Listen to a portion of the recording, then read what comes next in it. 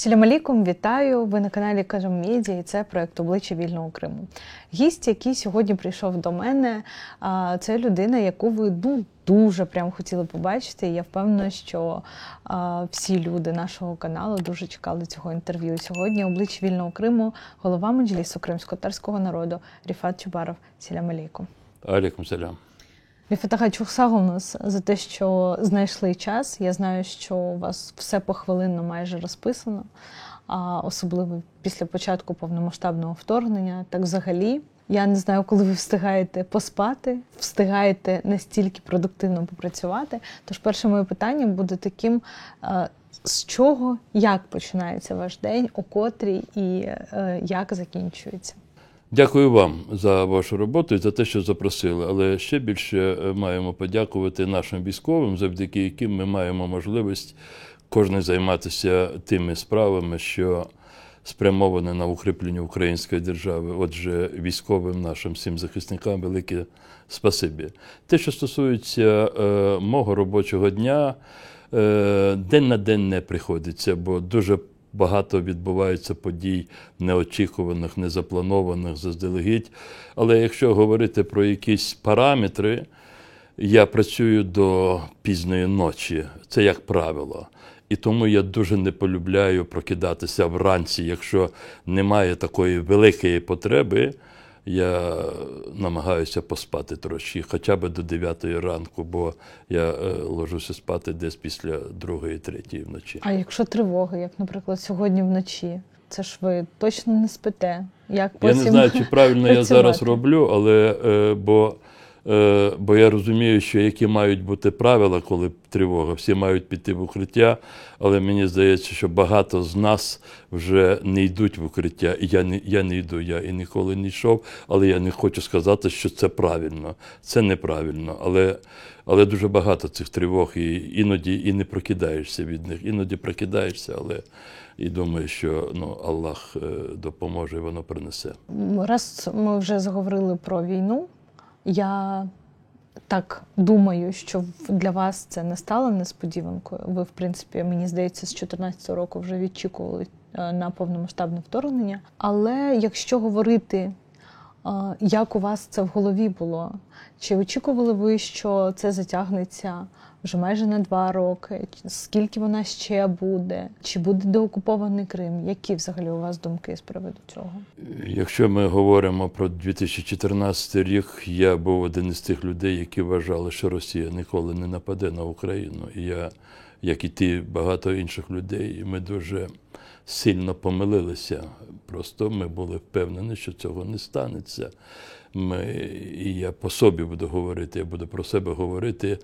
Я усвідомлював цю сутність руського імперіалізму. Російський це трошки інше, бо там багато інших народів.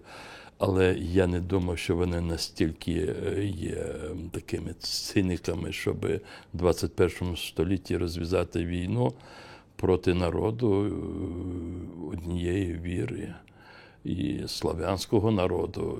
Я розумію, що далі там нема нічого загального, і ніякі ми не брати, але все одно дуже багато спільних сторінок було, чи поруч сторінки історії були. Але це сталося у 2014 році, і росіяни, і Москва обрала саме такий паскудний момент, коли наша держава була знесилена. Ми виходили з того протистояння на Майданах. Ми нарешті отримали умови для такого демократичного розвитку. І тут вони, оцей такий важкий для нашої держави момент, вони просто напали. Це дійсно дуже цинічно і брутально. Але одразу переходжу на 2022 рік. Тут не стало несподіванкою, але все одно масштаби одночасної атаки, коли по всій Україні кидали ракети і бомби, і вторглися війська зі всіх сторін. Це було щось таке, те, що шокувало. І я думаю, що багато людей саме пережили такі моменти.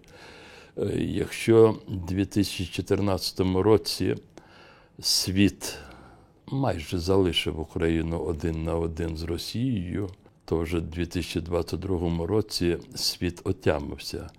Не з того, що вони вирішили врятувати Україну. Вони просто усвідомили, що ця загроза вже нависла і над ними реально. І тому в них не було жодного виходу, як врятовувати себе, допомагаючи Україні. І тому в 2022 році я, як і багато інших політиків, ми усвідомили, що тепер ця війна точно завершиться звільненням всіх окупованих територій, включно з Кримом. Ну, я насправді теж відчувала, що Крим 24 лютого 2022 року ніби для мене в якусь мить став набагато ближчим. Бо до цього, скажу вам чесно, десь, мабуть, після 18-го року, можливо, 19-го, Криму в інфопросторі ставало все менше і менше. Ну, мені так здавалося. Але від початку повномасштабного вторгнення, ніби, знаєте, оцей світ в кінці тунелю, він став набагато ближче. І от в мене, насправді, в той момент були такі відчуття, як і в 2014 році, а в лютому місяці, що це ненадовго. Якщо ви пам'ятаєте, серед кримських татар були такі розмови, що 3 місяці – це максимальний срок, і все, і Україна знов повернеться, ці зелені чоловічки, вони знов підуть там в Росію, і все буде добре. Але через 2 місяці майже буде вже річниця, 10 років, як Крим окупований. Чи 24-го ви думали, що ця війна затягнеться на 2 вже от буде роки? Ну, хочеться сказати з позиції і усвідомлення сьогоднішнього дня, от коли ви мене запитуєте, але я намагаюся бути максимально об'єктивним і намагаюся згадувати свої відчуття в лютому 2022, березні, квітні, в травні, і вони мають свою відмінність, оскільки одна ситуація була, коли практично вони вже увірвалися в райони, які прилягають до Києва, і інші відчуття були тоді, коли їх погнали і вони почали бігти і втікати з Київської, Житомирської, Сумської областей. І тому, скажімо, очікування від 2023 року, наприкінці 2022 року, на тлі звільнення оцих центральних областей України, звільнення Херсону, частини Харківської області, Ізюм і таке інше, взяття багато трофеїв, сотні танків, багато іншої техніки, яку вони залишили в Харківській області, побігли. І тоді, наприкінці минулого року і на початок цього року, було більш очікувані від 2023 року, що майже Збройні сили України підійдуть, скажімо, до адміністративної межі між Херсонською областю і Кримським півостровом. Не сталося, але це просто йде війна така, знаєте, багатоаспектна, і вона подалі втягує в себе дуже багато інших проблем, в тому числі і такого геополітичного характеру, що тепер є більш таке усвідомлення того, що війна – це не кампанія. І тепер для нас питанням є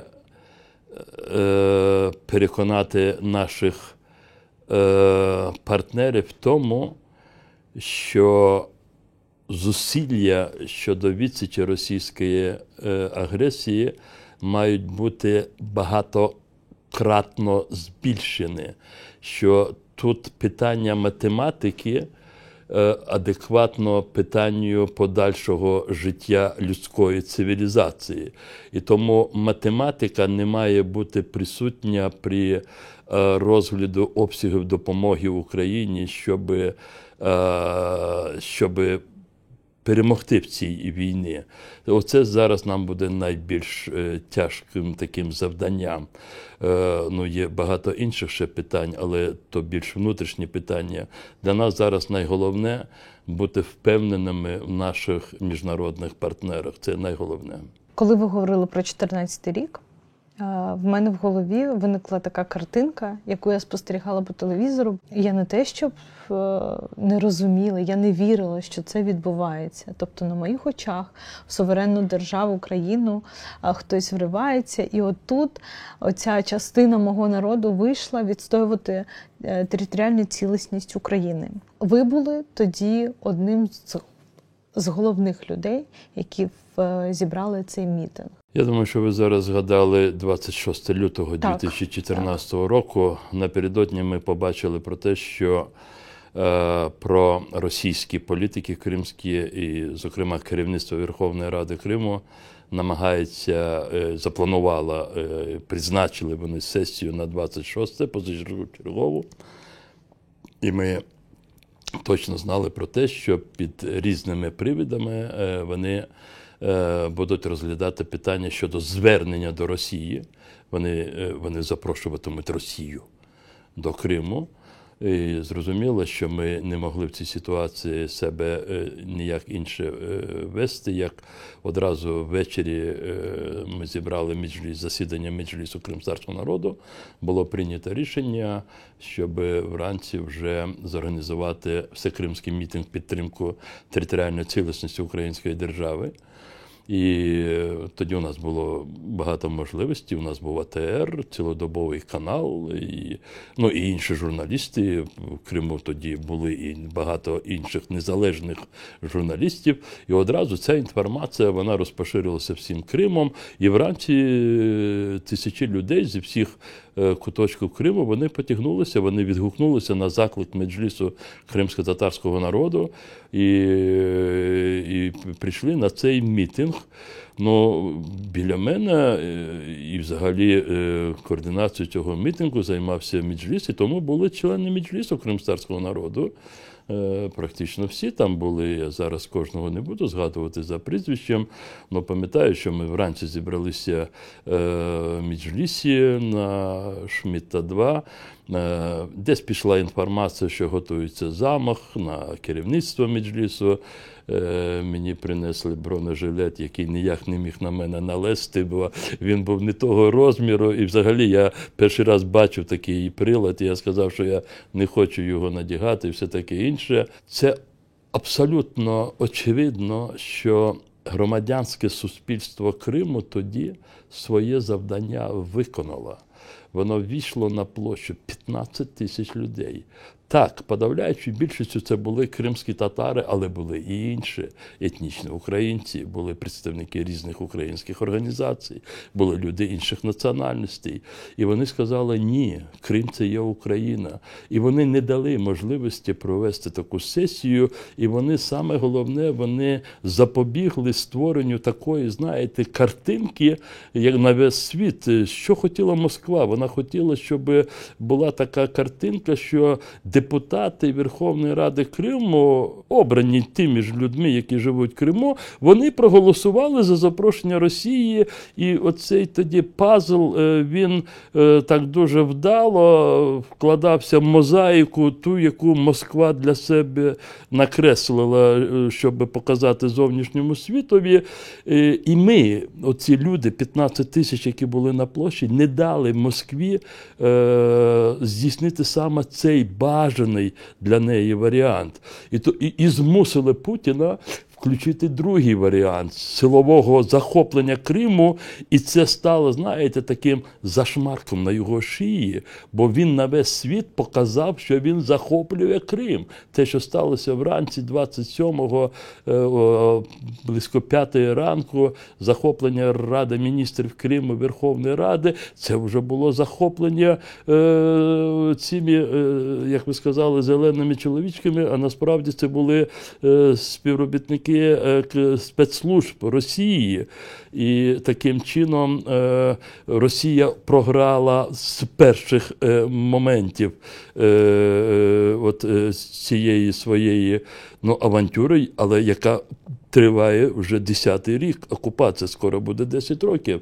Що стосується іншої сторони, державні інституції України, вони абсолютно не виконали на тлі того, наскільки своє завдання виконало громадянське суспільство, державні інституції, вони не виконали свої повноваження. Ані армія, військові частини, тим більше ці структури СБУ, прокуратури, Міністерства внутрішніх справ, інших багатьох структур, які за законом мають зобов'язання і повноваження захищати суверенітет України.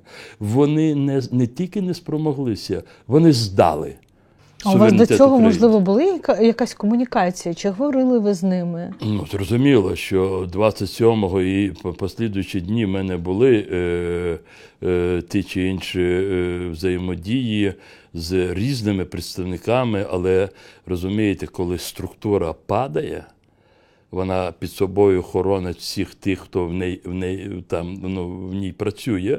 Залишаються окремі люди, які намагаються щось зробити, але вони нічого не змогли зробити. Коли подавляюча більшість працівників МВД перейшли на той бік, коли більшість СБУ перейшло на той бік, я маю на увазі кримське управління, кримські структури, коли з всіх адміністрацій державних лише одна, Бахчисарайська, яка противилася прийняттю рішень щодо підтримки ідеї нібито референдуму. Інші всі вони прийняли. І тому я те, що говорив на початку, росіяни дуже добре готувалися до захоплення Криму, до вторгнення в Україну. І вони не лише готувалися, скажімо, теоретично, там якісь схеми, плани малювали собі. Вони інтегровували людей в ті структури. І той відповідний момент, коли пішла команда, ці люди одразу повністю виконали свої завдання, отримані центром, і вони здали і свої структури, і Україну на цій частині її території. Народ кримськотатарський абсолютно і тоді він ментально не приймав цю ідею.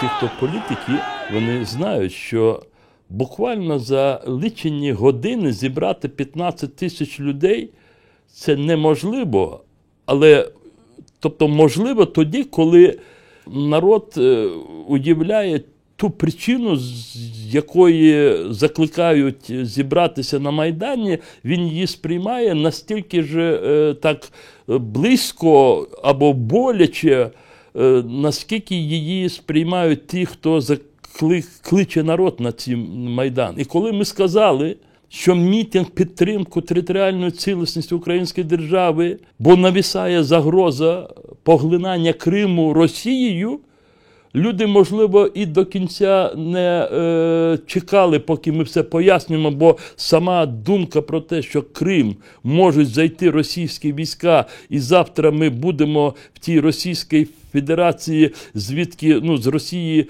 звідки століттями всі наші біди і нещастя приходили на Крим, на голову кримськотатарського народу, цього було достатньо, щоб люди сказали «ні». І вони стали біля нас, а ми біля цих людей. Ми закликали, але люди нас оточили, і люди сказали «ми тут». І ми сказали «так, ви нас обрали, і ми тут». І потім, коли ми, українська держава, ми всі, бо ми теж є частиною української держави, коли і світ, який теж не зміг протистояти оцій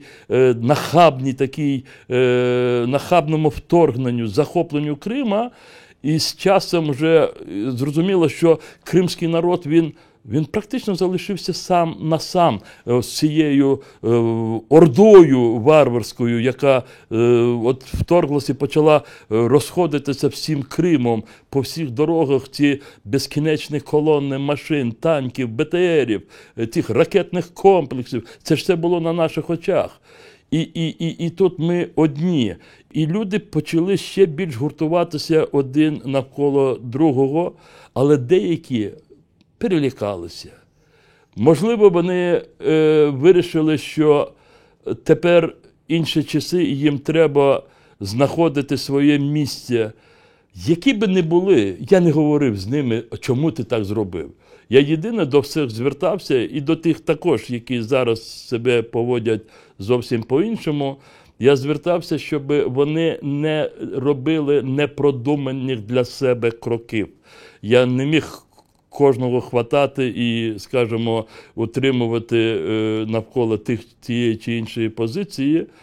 І я хочу сказати, що серед кримських татар, якщо от взяти вже по результатах от 9 років, слухайте, кількість людей, які прислужують окупантам, в відносному такому цензі їх набагато менше, ніж вони хотіли би, ці росіяни. Це є досвід історичний, це пам'ять колективного народу.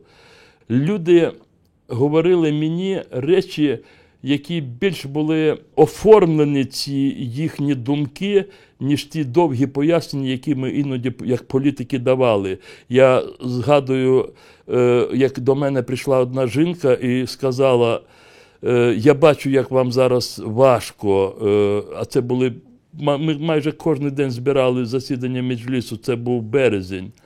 І вона сказала: ви так не розривайтесь, бо люди все розуміють. І що би вони не говорили, що вони сюди прийшли, щоб допомогти людям, бо ви ж пам'ятаєте, яка була пропаганда російська перший місяць, та і послідуючі місяці. У нас, у кримських татар, є одне питання, на яке в них немає відповіді. Якщо ви прийшли сюди робити добро росіянам, українцям, кримським татарам, чому ви увірвалися зі зброєю вночі, як злодії? Чому ви увірвалися? І на це в них немає відповіді. Сказала мені ця жінка, вона мене не втішила, вона дала мені таке укріплення того, що ми, можливо, багато втрачали зусиль для того, щоб пояснювати людям очевидні речі, які вони одразу усвідомлювали.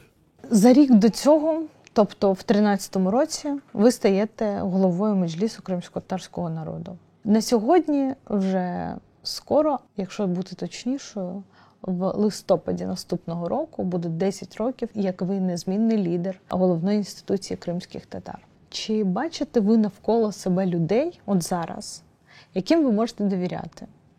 Чи є навколо вас люди, можливо, це молодь, яким ви з чистим серцем, зі спокоєм могли б передати далі правління Меджлісом, наприклад? Чому я питаю? Бо, звісно, що ви на своєму місці дуже ефективний. Це правда так. Але мені дуже хочеться почути вашу думку, наскільки ви оцінюєте сьогодні молодь. У 2013 році відбулися вибори делегатів Курултаю кримськотатарського народу. Ми перше провели вибори прямі, таємні, бюлетенями. Це так, як державні вибори. Єдине, що у нас трошки було поступовість, бо у нас не вистачало ресурсів, сил, щоб за один день зорганізувати, відкрити сотні чи тисячі дільничних комісій. І тому ми поділили Крим на регіони і поступово за 1,5, здається, місяця ми провели ці вибори. Але було стільки інструментів, які були запобіжні, щоб вибори відбулися чистими, справедливими. І вони такі відбулися, я в цьому впевнений, і така була оцінка. Я просто можу сказати про одну хитрість, яку ми зробили тоді свідомо. Це не хитрість, це тактичний такий хід був. Коли ми створювали виборчі дільничні комісії, у нас, і це було таке рішення, таке, знаєте, яке ми впроваджували в життя, що з кожної групи впливу на території конкретного села обов'язково мають бути запрошені особи, представники до цих виборчих комісій, щоб коли будуть рахувати бюлетені, підводити результати, щоб жодна, бо ми знаємо, як кримські татари, в кримсько-татарській громаді обов'язково бувають люди, такі скептики, які, можуть, більше критикують, ніж працюють. Але ми із них, ми просили, ми настоювали і казали, ми хочемо, щоб в вашій громаді ніхто не ставив під сумнів вибори. Як цього можна досягти, якщо ваші представники будуть в комісіях? І ми дійсно цього спромоглися по багатьох місцях. Були вибори, делегати, були вибори голови Меджлісу. У нас є регламент Курултаю, у нас є положення про Меджліс кримсько-татарського народу. І згідно цих документів ми обрали Меджліс числа делегатів Курултаю. Так, мене обрали головою, це окремо обирається на альтернативній основі, тобто були інші, які претендували на цю посаду. За нашими правилами через 5 років мають бути вибори. Виборів немає. Це є великою проблемою. І на це ніхто не закриває очі. Тут треба дуже чітко знати, бо приходили представники кримсько-татарської громадськості, в тому числі молодь, і казали, давайте щось зробимо, щоб збільшити легітимність цього. Спершу вони говорили про легальність, сказали, що все, терміни пройшли, давайте зробимо вибори. Давайте, сідаємо, працюємо. Жодного інструменту ми не змогли знайти, бо наша ситуація полягає в тому, специфічність нашої ситуації, що народ в умовах окупації, де йому ніхто не дозволить провести чесні вибори. І якщо допустити собі, фантазіювати, що окупаційна влада би дозволила вибори, зрозуміло, що вона їх проведе таким чином. Це фантастика, вона ніколи, бо російський режим, який зараз окупував, який зараз встановлений і на окупованих українських територіях, він просто не може винести якісь структури, які формуються за своїми правилами, де люди обговорюють питання, приймають рішення і потім їх намагаються виконати це рішення. В Росії такого бути не може, апріорі не може бути. І тому для нас проведення виборів стало неможливим. Казали, що Чубаров монополізував владу, не хоче її віддавати, хай його з місця займе інший.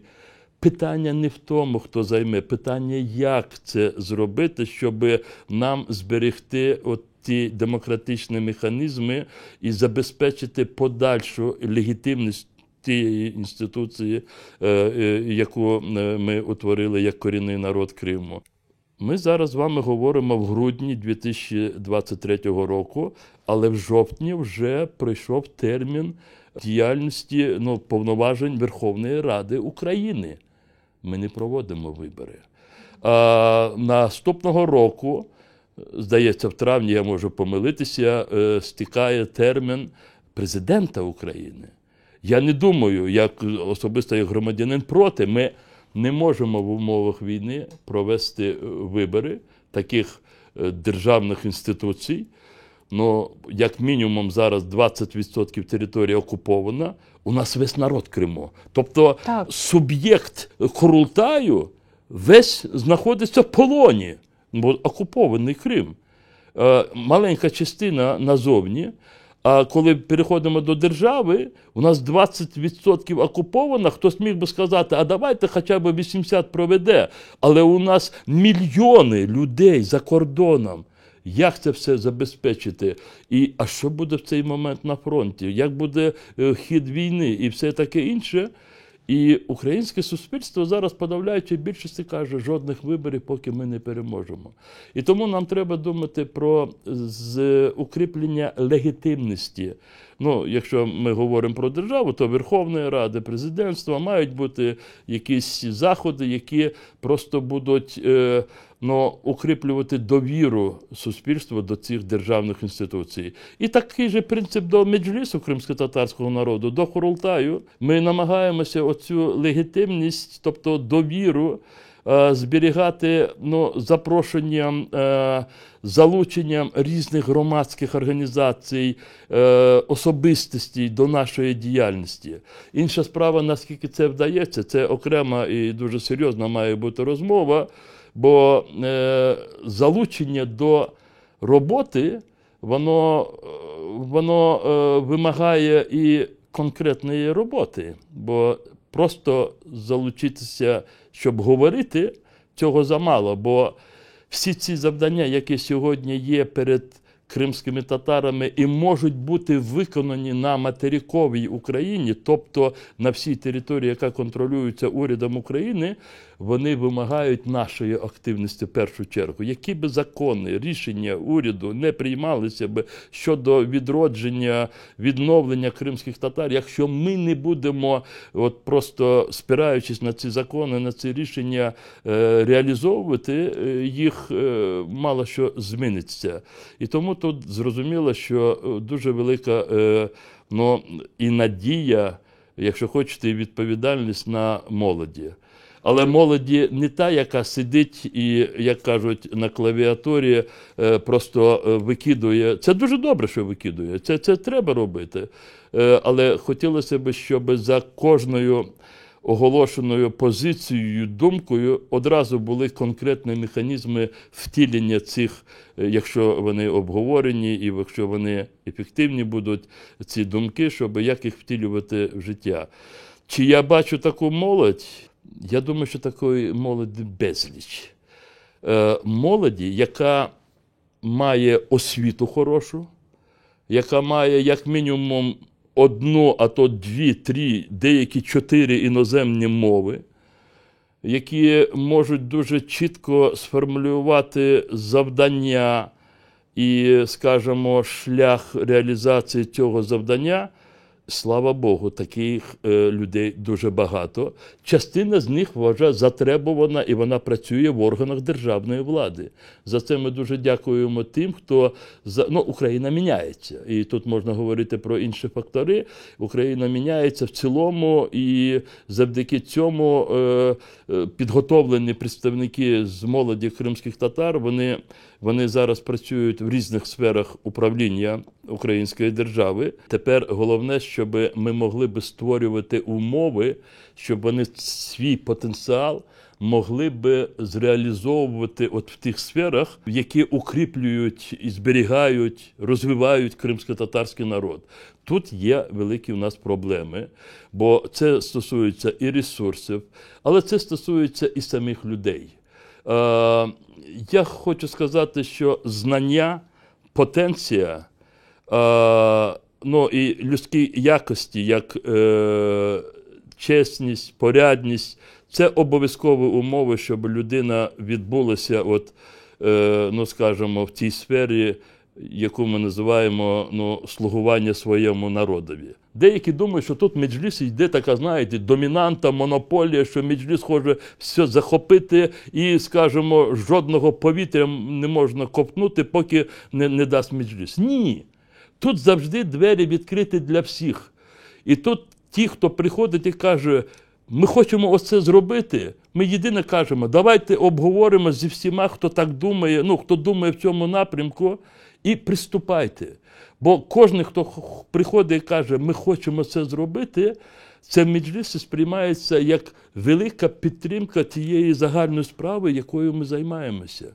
Бо кожна людина для нас це є вже, це є такий вагомий внесок в нашу справу, бо, ще раз повторюю, нас мало це раз, І, по-друге, за нами вже нікого немає. Або ми зробимо, або цього ніхто не зробить. Ну, це, власне, до тих, хто говорить, що а як мені зайти до Ріфата Чубарова? От, будь ласка, Ріфат Чубаров до всіх відкритий. Насправді, Меджліс не тільки виконував якусь політичну таку задачу, але він говорив зі своїм народом. І в Криму, коли Меджліс базувався саме в Сімферополі, я знаю, що більша частина, можливо, 90+%, завжди прислухалися до лідерів, власне, до членів Меджлісу.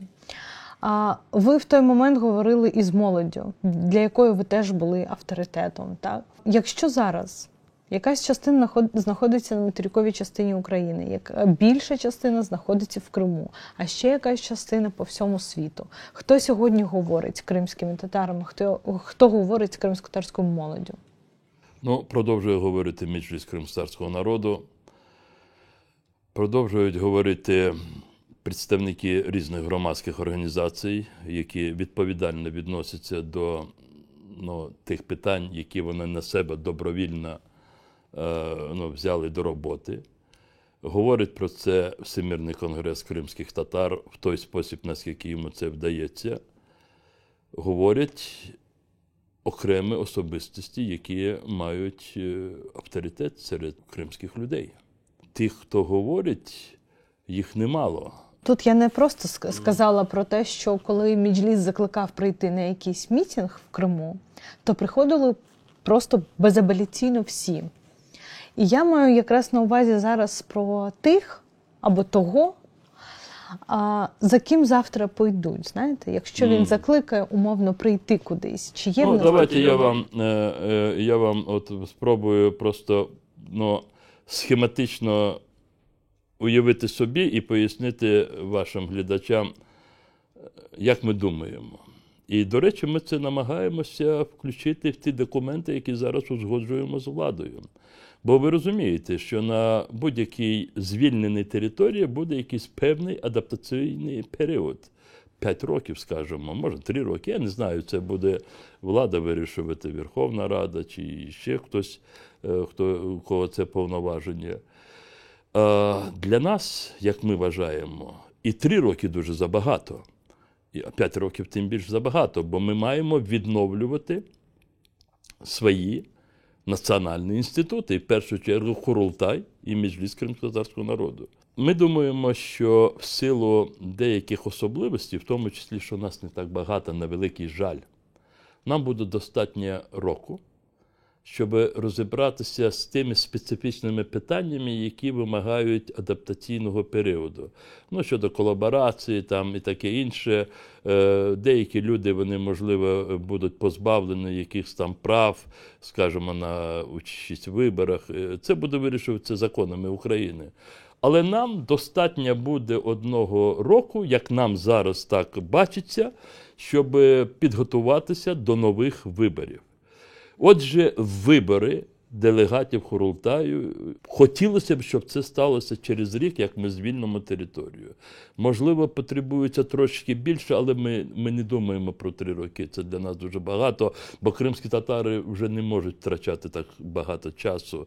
Вони мають весь час спілкуватися між собою, а для цього мають бути єдині усталені правила, бо я зараз до цього повернуся. Отже, проводимо вибори делегатів Курултаю і обираємо Меджліс кримськотатарського народу. Я можу зараз більше говорити про себе. Виходячи з того, що у нас дуже багато людей, які себе проявили за ці вже майже 10 років окупації Криму, як в самому Криму, так і тут, на материковій Україні, мені здається, мені так здається і так бачиться, десь 70-80% Курултаю це мають бути нові люди. Я не хочу зараз повторювати і наступати на ті граблі, які тут були на державних виборах у 2019 році. Деякі партії говорили, що ми беремо списки тільки тих людей, які ні разу не були депутатами, таке інше, взяли нові обличчя, а виявилося, що люди нові, а обличчя старі. Мені здається, для нас є завдання, щоб у нас десь мінімум 70-80% це були і нові люди, і нові обличчя, з новими потенціями, знаннями, навиками, і вони в нас є. Як тільки Крим звільниться, ми зможемо провести вибори, ми через рік-півтора будемо з новим меджлісом, в якому будуть виключно молоді люди, як мені здається. Можливо, хтось мене послухає і скаже, ні, це неправильно, там ще щось таке. Але я так бачу. Принаймні, я буду готовий десь якомусь там на 155-й позиції за межами Курултаю, якщо мене будуть, скажімо, просити якихось порад, таке інше, я готовий. І я думаю, що багато з людей мого покоління, ми готові таким чином, бо ми пройшли самі цей етап. Ми були молодими, коли прийшли в Курултай. І ми пройшли ті етапи становлення, коли в деякій мірі ми втрачали дуже багато часу, щоб пояснювати нашим старшим соратникам, нашим старшим дуже поважним людям, щоб пояснювати наші наміри і чому ми так хочемо зробити. Ми дуже багато втрачали часу, але це був закономірний процес. А тепер час вимагає, щоб це скорочувати, щоб не втрачати на внутрішні розуміння дуже багато часу. І коли всі на позиціях, провідних позиціях в системі Курултая і Меджлісу будуть молоді люди, просто буде дуже динамічний поступ. Ну от, власне, про внутрішні непорозуміння. Ви вважаєте, що їх не буде? От ми повертаємо... Це непорозуміння. Це знаєте, коли... це теж правильно, це абсолютно вірно. Тут завжди має бути якийсь баланс. Бо молодь, вона... Кажуть, що вона нетерпляча, вона поспішає. Це правда. Бо вона впевнена, що саме так це правильно. І в багатьох моментах вона абсолютно правильно думає. Але молодь може просто, скажімо, не продумати якісь можливі наслідки, бо в неї немає досвіду. Вона ще не наступила на свої граблі, це теж нормально. І тому тут має бути хтось, може, який скаже, а подивіться сюди, а давайте от так подумаємо. Але це має бути в такий спосіб, щоб не ставити препони перед молоддю. Мені дуже хочеться, аби ми не стикнулись з тим, що ми приїдемо в Крим, і в нас будуть непорозуміння вже з тими людьми, які там жили впродовж 10 років на сьогодні. Я просто не знаю, як нам між собою спілкуватися тоді. І мені, насправді, дуже не хочеться, щоб ми приїхали туди і стикнулися з проблемою непорозуміння, не просто молодь з молоддю, а просто оце суспільство, яке жило впродовж 10 років на території материкової частини України, і ті, які жили в Криму. От що робити нам, як нам комунікувати, як вистраювати, де цей інструмент, як нам розуміти, навіть якщо ми знаходимося наразі під різними прапорами. Як нам не забути в першу чергу, що ми кримські татари, і нам треба знайти якусь одну спільну ідею, до якої ми будемо йти разом.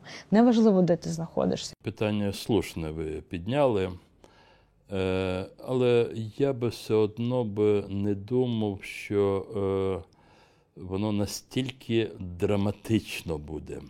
Я думаю, що ми, коли повернемося до Криму, маємо спиратися на такі принципи, які нас об'єднуватимуть.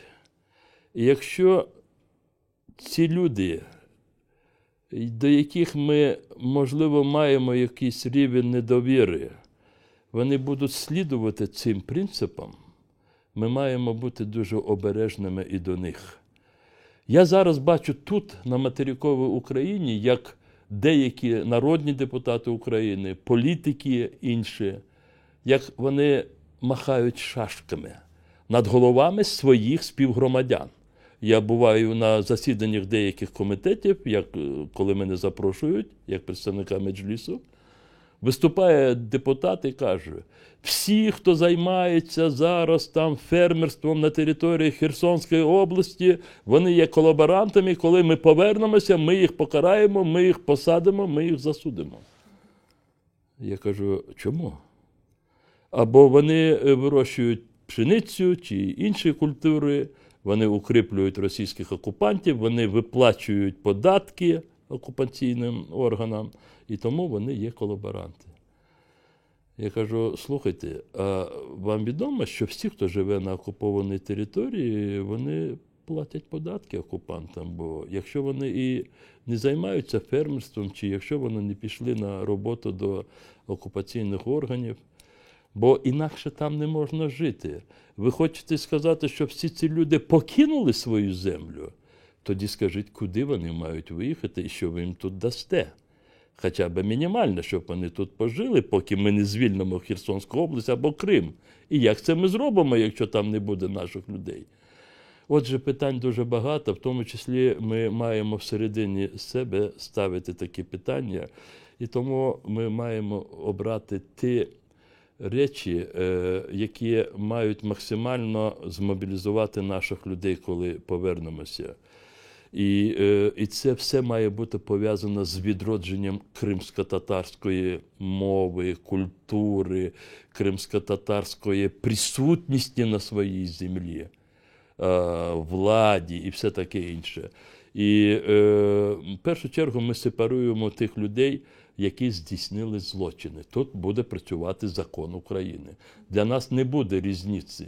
Це кримський татарин, чи українець етнічний, чи росіянин, я не знаю, чи вірмянин. Якщо він здійснив злочин, він буде покараний. А от уже моральна відповідальність. Я думаю, що ми маємо уникнути максимальних претензій. Я тут, на материковій частині України, іноді чую такі претензії. Кажуть, чому вони працюють в школі? Вони ж виконують російську програму освітню, вона заідеологізована. Я кажу, а хто ви хотіли би, щоб тих дітей вчив? Ті, які приїдуть з Курська чи з Рязані, вони привезуть їх. Так, зрозуміло, що ці вчителі, вони працюють в певних таких параметрах, яка їм встановлена окупаційною владою. Але ми не можемо цих дітей зараз залишатися без школи, без освіти взагалі. Хтось має їх вчити, як це було і в радянські часи. І тому щодо вчителів, щодо медиків, щодо людей, які працюють в комунальних структурах, я не знаю, в багатьох інших сферах ми маємо бути дуже виваженими. Але ті люди, які йдуть, зрозуміло, на вибори, вони укріплюють політичну систему. Ті люди, які займаються діяльністю, яка попирає права інших людей, вони мають відповідати. Я тут з вами абсолютно солідарна. Дякую, що озвучили. А якщо я вас питаю від 1 до 10, який вплив зараз має меджліс кримськотатарського народу в Криму? Мені важко сказати по цифрах, але я хочу сказати, що все те, що відбувається на материковій Україні в сфері відношення держави української до Криму і до кримсько-татарського народу, там дуже детально оцінюється. І в залежності від того, якщо ці події, тенденції, рішення, які тут приймаються, вони подобаються там людям, то люди знають, що це є тут і заслуга меджлісу кримськотатарського народу, бо рівень взаємодії меджлісу кримськотатарського народу з українською державою, з органами державної влади управління, він дійсно дуже високий. І люди це там розуміють. Якщо приймаються якісь рішення, які там не подобаються, або і є і такі, які приймаються негативно, то вони думають, що це меджліс не справився з своєю роботою. І тому оце ваше запитання, воно дуже слушне, але, вибачте за тавтологію, залежить в залежності від того, про яку сферу ми говоримо. Коли ми говоримо про кримсько-татарську мову, вони бачать, які тут рішення приймаються про закони, коли говоримо про топонімію, там взагалі люди в захваті від того, що розпочалося зараз. Хоча ми тільки тільки на початку цієї роботи, і дай Боже, скоро десь там протягом декількох місяців люди побачать тут дуже такі помітні результати. Відношення кримських татар до кримського народу до Меджлісу, як до будь-якої інституції, до Курултаю, воно і до окупації залежало від того, наскільки ті рішення, які ми приймали, чи ті звернення, заклики, у Меджлісу ж немає жодних інструментів змусити людей виконувати свої рішення. Ну, як у держави. У нас немає ні фіскальної системи, у нас немає прокуратури, армії. Наші рішення підтримуються тільки тоді, коли люди з цим погоджуються. І тому ми зобов'язані вивіряти своє рішення зі всіма процесами, настроями і очікуванням справедливості, яка є в нашому народі. І тільки тоді ці рішення підтримуються. Жодний заклик, якщо він протирічив інтересам кримських татар, він одразу підвергається, він може підвергнутися обструкції такої, знаєте. І коли хтось каже, що от Меджліс сказав, і всі кримські татари зібралися, да тільки по тому, що Меджліс продумав своє рішення, і те, що прийняв таке рішення Меджліс, воно є в інтересах кримсько-татарського народу. Це, якщо б це кожне державні рішення державних органів в Україні відповідали б цьому принципу, взагалі була б сверхмобілізація українського суспільства. Коли ми зараз говоримо про деокупацію Криму, то тут постає питання його статусу. І ми робили вже не один бліц на цю тему.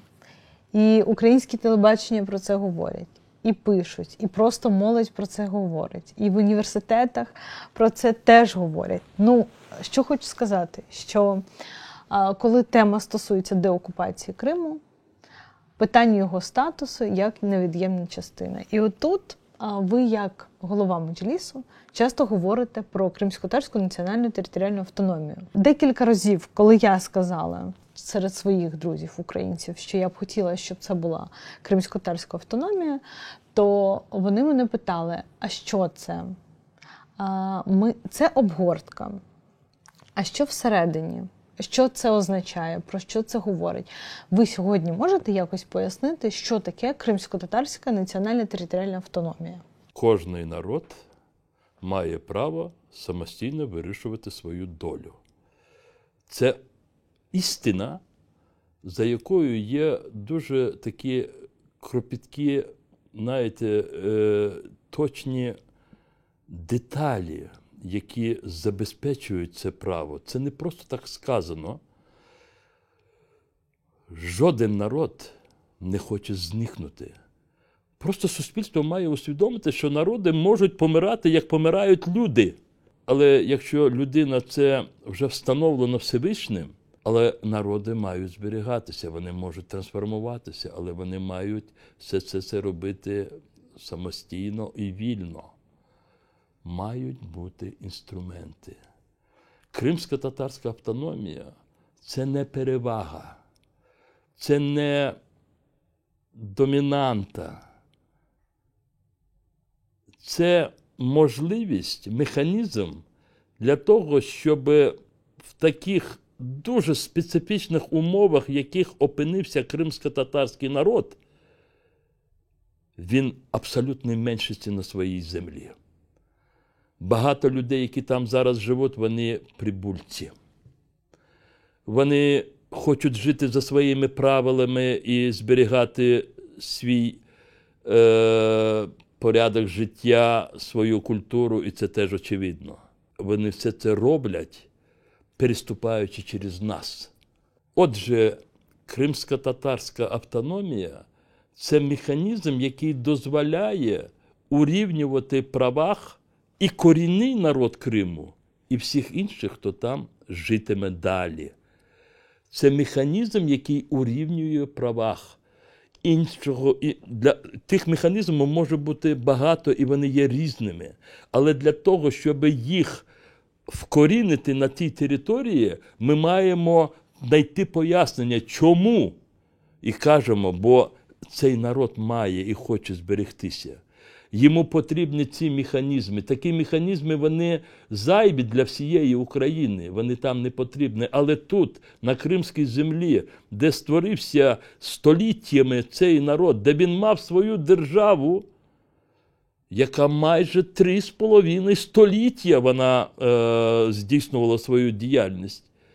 І в силу катастроф, а вони всі були привнесені зі сторони Москви, він опинився в такій меншості, ми маємо сказати, що оцей статус, особливий статус Криму, і дає нам можливість створити ці механізми. І таким чином ми, надавши Криму статус автономії за національно-територіальною ознакою, погоджуємося з тим, що ми через право встановлюємо інструменти, які дозволяють кримським татарам також бути представленими і в владі, які дозволяють кримським татарам сподіватися на зберігання своєї мови, які дозволяють кримським татарам бути частиною цієї української політичної нації. Кримсько-татарська автономія, вона зобов'язана забезпечувати наступні такі завдання.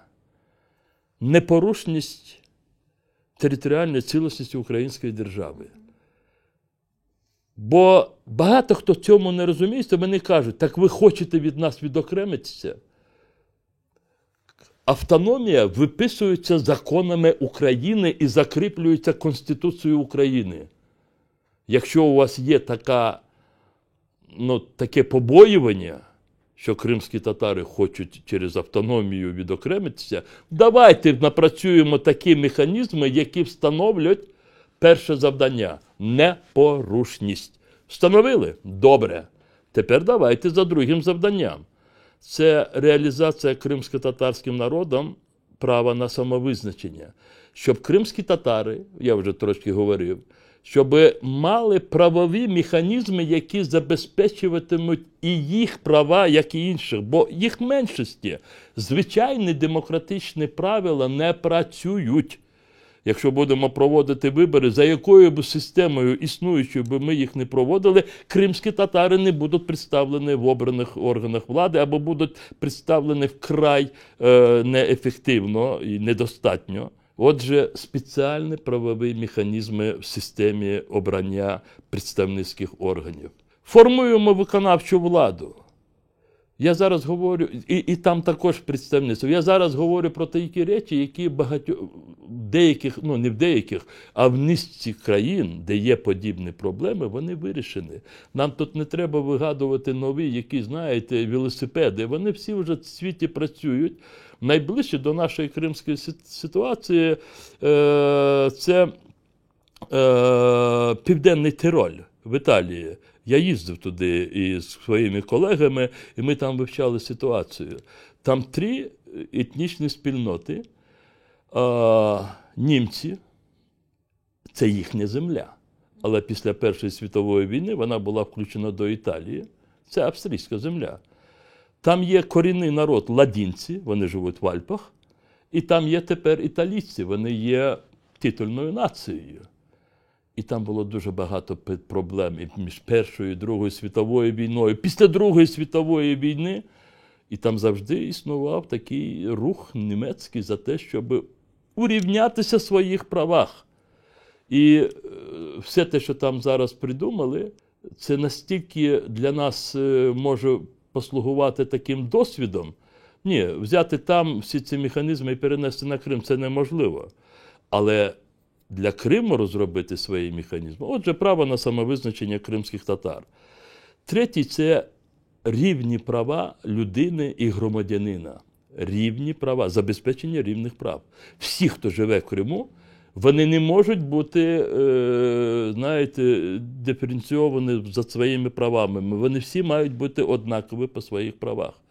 То Отже, кримськотатарська автономія не може порушувати забезпечення прав людини. І четвертий принцип – це сталий розвиток цієї території.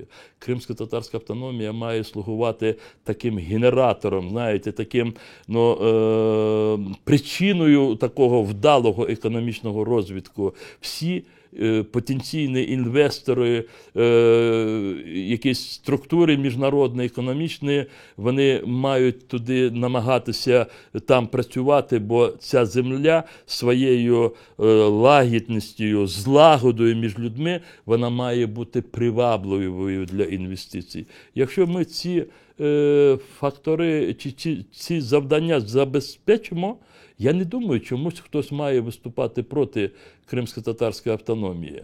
Ви в Крим повернулись набагато раніше, ніж деякі кримські татари. Це був 68-й рік. Так.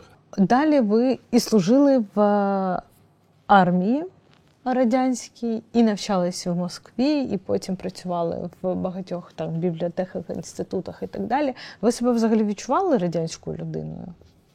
Чи у вас був якийсь протест внутрішній? Це є велике. Я чому засміявся? Ні, зрозуміло, ні. У нас було протияддя. Я не хочу сказати, що це було навмисно, але наші батьки – це діти, в яких у віці, коли вони все розуміли, виселили, вигнали з дому, з Криму. І вони виросли, поженилися і народилися ми. І якою б не була навколо дійсність, октябрята, піонерія, комсомольці, базою був наш дім. А в домі кримськотатарському, будь-якому, не тільки моїх батьків, всі говорили про Крим, про батьківщину, про повернення. Оце було, знаєте, це як прищеплення було проти всіх тих намагань, щоб зламати нашу і психіку, і свідомість. І тому я відношу наше покоління, деякі його якості до цього об'єктивного, що існувало. Сьогоднішня молодь, кримськотатарська в тому числі, вона цього позбавлена. І це, немає цього прищеплення. Мало бути інше прищеплення, яке ми не зробили через державу. Це глибоке усвідомлення, що відбувалося за радянські комуністичні часи. І Голодомор, і Сюргюн, депортація, і всі ці знищення інакомислення, дисидентів, і українська мова, її знищення, обмеження і все таке інше. Ми втратили оці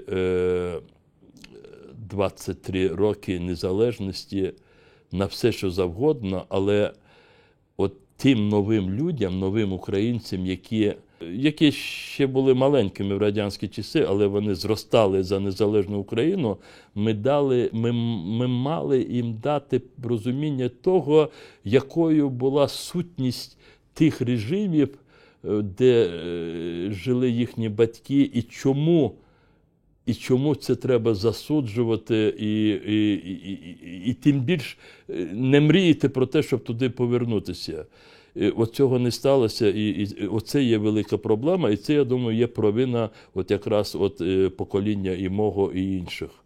Але це мала робити держава, бо ми це намагалися робити. Ви пам'ятаєте, як нас дуже часто засуджували? Ось чому вони кожного року, щорічно, 18 травня проводять ці «хватить». І у нас знаходилися всередині такі, я іноді переходжу на російську, щоб почули атмосферу того часу, і казали «хватить все время говорити об этом, уже все, ви вернулись».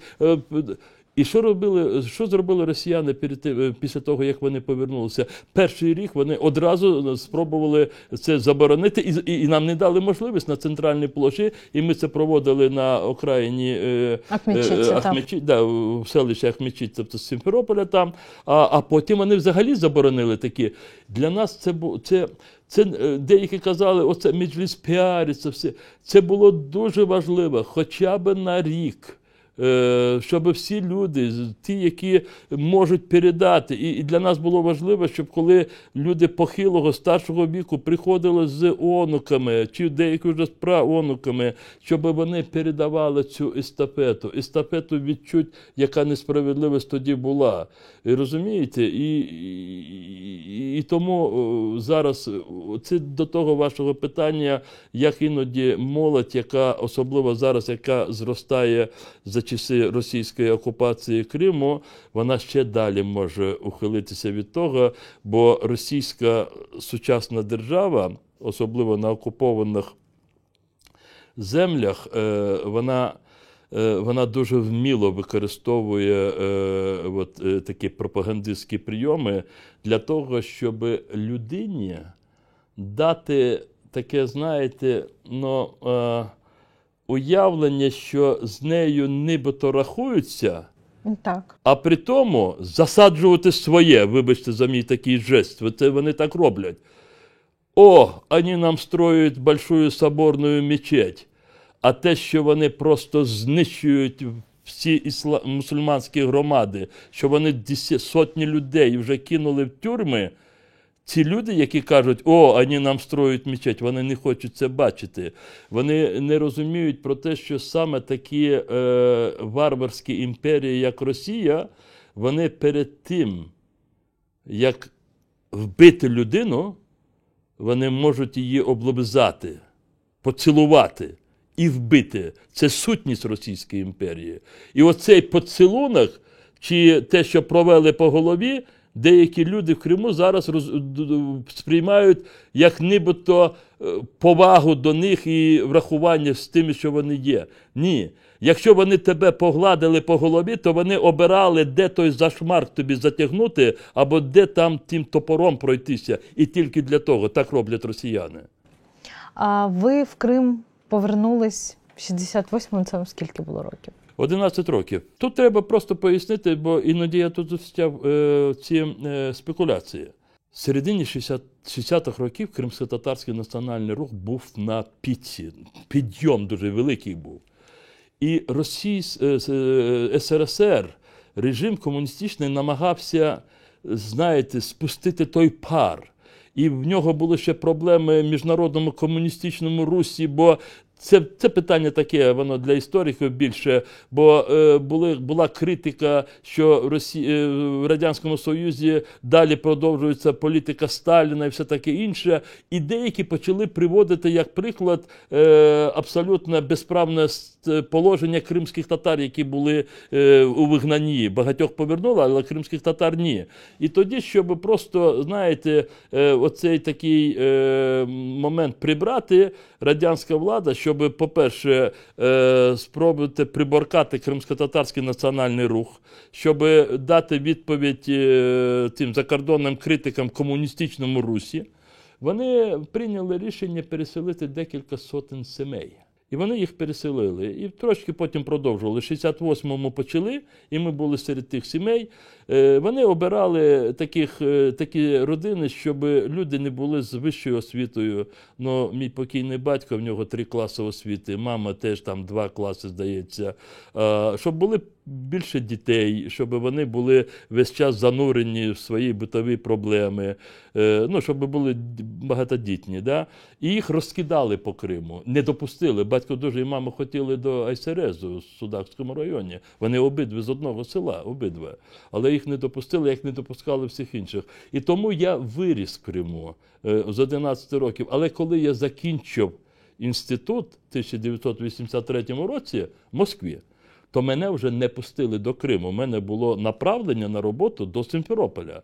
Але як кримського татарина мене вже не пустили. Ви тоді уїхали в Латвію? Так, я отримав вже друге направлення, бо тоді така система була, Радянський Союз. Ти мав 3 роки працювати на державу, яка тебе вивчила. Ну, так це називалося. І тоді, оскільки в мене дружина була з Латвії, нас направили працювати разом до Державного архіву Латвії. Як Крим виглядав в ваші 11 років? І де ви жили? Чудово. Чудово. Я тоді, можливо, цього не дуже усвідомлював, але зараз скажу, що чудово. Я пам'ятаю цілинні степи.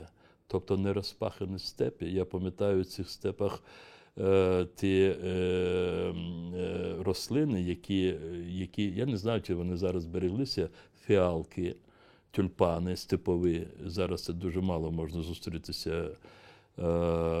Зрозуміло, ці річки і все таке інше. Але питання, ну, це якщо до Криму, як до такої території, я кожного року їздив в село, де мама народилася, мама не їздила, мама боялася. Вона, боялася спогадів, вона боялася. Каже, сину, я не поїду, бо розірветься серце, вона боялася. Вона перша поїхала тоді, десь вже в 2000 році. Коли вона боялася, вона не їздила. Ми всі їздили, вона не їздила. Тоді, коли побачили, що кримські татари, яких поселили, десь 300-400 родин, потім кожного року десь 100-150 додавали, не більше, і вони побачили, що вони швидко знаходять порозуміння з сусідами. Це ж був степовий Крим, і це було більшістю українці. Бо якраз ці переселенські доми будували вже, коли Крим був переданий в 1954 році до складу Української СРСР. А перші переселенці з Російської Федерації після 1944 року, вони поселилися в наших домах. Ті, хто поселився в наших домах, до нас вони продовжували відноситися насторожено або ворожнече аж до розпаду СРСР. Бо вони жили в наших домах. І хоча ми говорили, що ви не винні, але вони розуміли, що вони живуть в чужих домах. А ті люди, які поселилися в Криму, чи їх поселила держава, але вони, скажімо так, не мали якихось моральних заборговань перед нами, вони дуже хорошо з нами сходилися. Це лякало, я потім це зрозумів, це владу лякало, і вже через буквально 2 роки почалася шалена антитатарська пропаганда, і моє дитинство було отруєно цією пропагандою. Вони провели такий масштабний судовий процес над зрадниками, зрозуміло, кримськими татарами в Сімферополі 1970 рік, і кожний випуск «Кримської правди» там протягом декількох місяців з цими матеріалами кримські татари, а я ж ходив в школу, і брати мої, і інші, всі на нас дивилися, бо пропаганда спрацьовувала, тоді ж не було інтернету і все таке інше, все це. Але тоді був все-таки час, якщо б переселення кримських татар, повернення кримських татар тоді відбулося б, ми б уникли б багатьох проблем. Бо найбільш питання, така ненависть до кримських татар, вона вкорінювалася в 80-х роках. І особливо, як це не дивно, під час перебудови. Бо стала свобода слова, і вся ця наволоч на таких брутальних формах, вона вилізла, і почали натравлювати людей проти кримських татар. І зрозуміло, що вже незалежна українська держава, вона стикнулася з такою ксенофобією місцевих, це умовно місцевих, тих людей, які поселилися після Другої світової війни в Криму, звідки депортували, вигнали кримських татар. Оце такий був Крим в моєму дитинстві, юнацтві.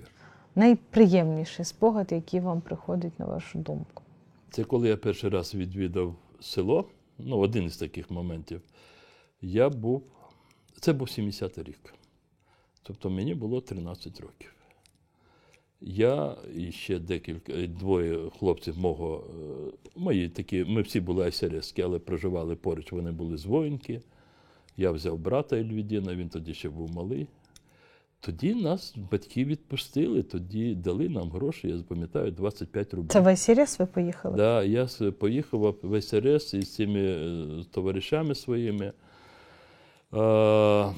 Сіли в автобус, доїхали до Сімферополя, сіли тролейбус, доїхали до Алушти, в Алушті сіли на метеор чи катер, як він там називався, і доплили до Хапсхора морське, а звідти там вже зупинилися, переночували, і на другий день пішли в СРС пішки через гори, 6 кілометрів.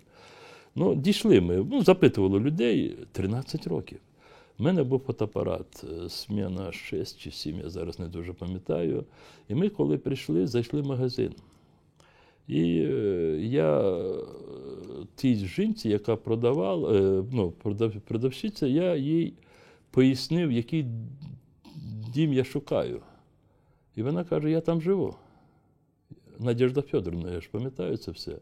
І каже, це поруч, буквально на другій стороні магазину. І вона нас туди привела. А я їй всі пояснив, що от тут була школа, от тут оцей родник, джерело води, от тут мама пішки, от тут мосточок через річку. Я все їй так показував. Це вам мама так в подробицях мама все мені розказала? Мама мені все розказала. Мама буквально по метрах. Да. І вона каже, це мій дім. І я кажу, коли ми зайдемо, я хочу ще показати вам, що він з вулиці як одноповерховий, а з двора він як такий схил гори. Вона каже, це мій дім, пішли. І вона повела нас і показала. Я все це сфотографував.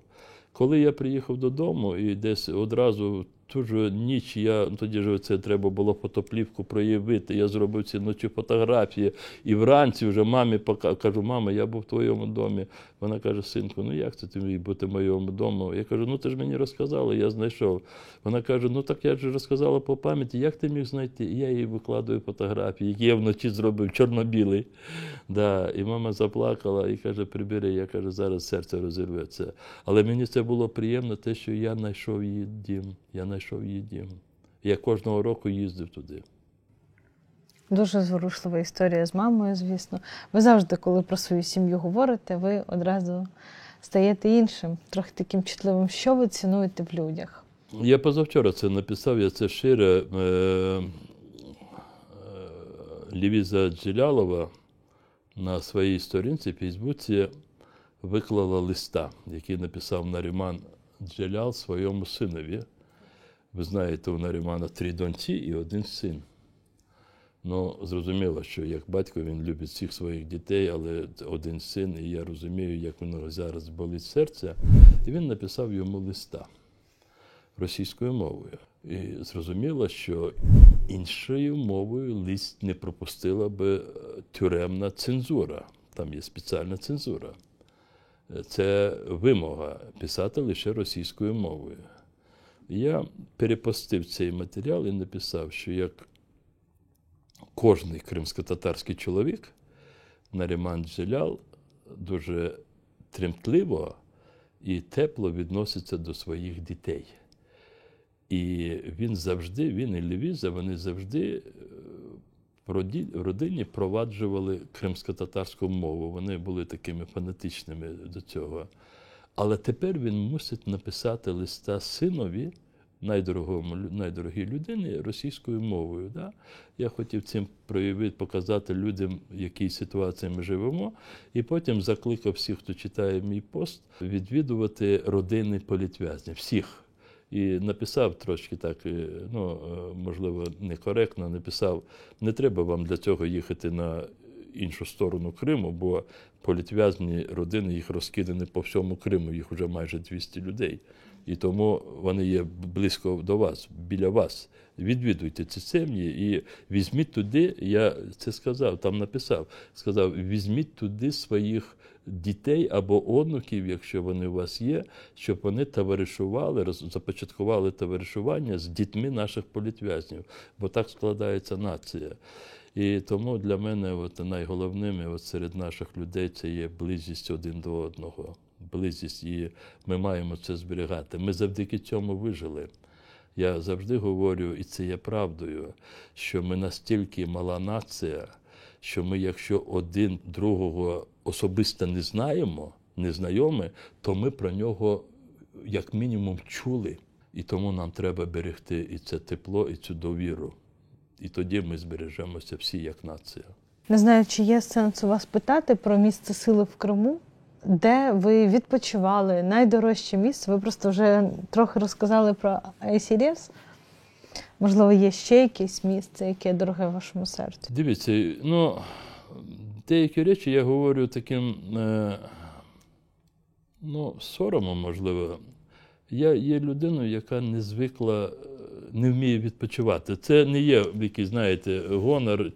Це погано, це дуже погано. Якщо людина Ну, тобто, і я цьому почав вчитися, коли вже досяг старшого віку. Зараз вмієте? Да, ну, зараз вмію, але не маю можливості, бо Крим окупований. Я маю От це. мені завжди хочеться вас питати, ви не втомились? Мені здається, ви так багато працюєте. Я думаю, що це є характеристика людей нашого покоління, мого покоління. Ми всі майже однакові. Я дивлюся по інших членах Меджлісу, все таке інше. Просто ми звикли до того, що маємо весь час щось таке робити. Інша справа, наскільки це ефективно чи неефективно, але тут вже залежить від кожного з нас. Коли мене запитують, от що би ви зробили при тому, як повернетесь до Криму, я це говорю дуже щиро. Ну, зрозуміло, я про це мрію просто, що я заїду до мами, бо і дорогою ми живемо, мама живе, і я там виріс близько до Херсонської області, Красноперекопський район, Яна Хапов. Да, і я заїду до мами, але і мені кажуть, а що потім? Я кажу, якомога скоріше вибори в Курултай, і на другий день після Курултаю ви мене ніхто не знайдете. Я знайду таку непомітне озеро в Криму, я знаю, де це є, я знаю, хто мені допоможе там. Я візьму цю удочку, як це українською, і буду там сидіти біля цієї річки чи озера, і буду просто вже, я не знаю, насолоджуватися тим повітрям. Це такі спогади в мене. Я ж виріс в степовому Криму, і тоді ще були хороші річки. І в нашому селі була річка, і є вона, Чатарлик. І назва зберіглася, до речі, Чатарлик. Да, хоча її споганили, там, зробили різні, почали вирощувати ріс і таке інше. І я з дитинства дуже любив ловити рибу. Я ловив цю рибу, і мені це подобалося, це в мене залишилося. І незважаючи на те, що мої батьки народилися в гірському селі, на Бесерезі, і ви знаєте, що серед кримстатар дуже часто ці жарти, жартування, що ти з гірської місцевості, а ти з степової, Тат, Ногай. Але коли мене запитують, яке наймиле місце, чи найтаке для людини несприятливе, або таке любиме місце в Криму, я кажу степи. Я виріс в степу. І мене деякі кажуть, ти зраджуєш горам. Я кажу, ні, я не зраджую. Степи – це одне із найчудових місць Криму, якщо ти бачиш його в різні ці кліматичні і часові такі періоди взимку, навесні, літку, восені. Це просто, воно весь час в динаміці. І різні, а найголовне, коли десь в липні, серпні, десь з 16-17 години, коли оця велика спека вже трошки сходить, ти десь відійдеш глибоко в степі і просто так втягнеш повітря, і оце таке повітря з гіркотою цих трав, смак всіх цих трав, це не можна передати. Коли я це розказую, хтось так ревнично говорить, і таке в горах теж є. Я кажу, я впевнений, що і в горах є, але я виріс в степу. Степове повітря з всіма цими чабрецями, всіми тами, це кримське повітря. Його хочеться взяти, десь так, упаковувати і десь давати людям, щоб вони їм дихали.